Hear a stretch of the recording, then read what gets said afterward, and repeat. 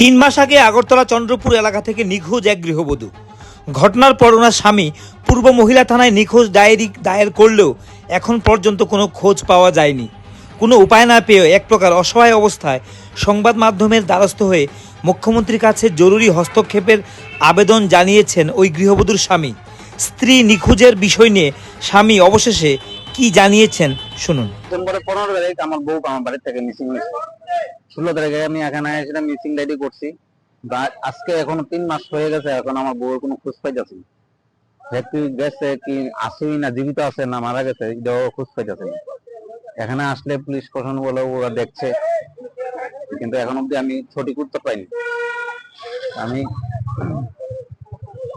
আমি ওসির কাছে হাত জোড়ে প্রার্থনা করছি, আমার বউ কোথায় গিয়েছে তার সন্ধানটা নিয়ে দেয় আমাকে।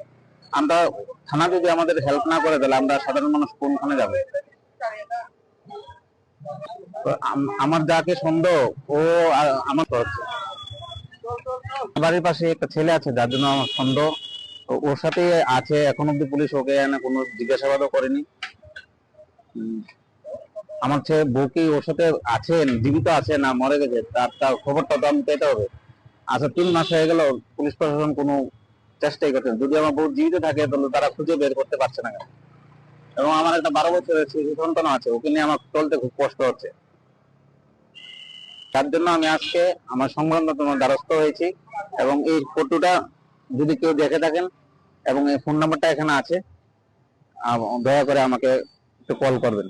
ফোন নাম্বারটা হলো 7630807901 7630807901।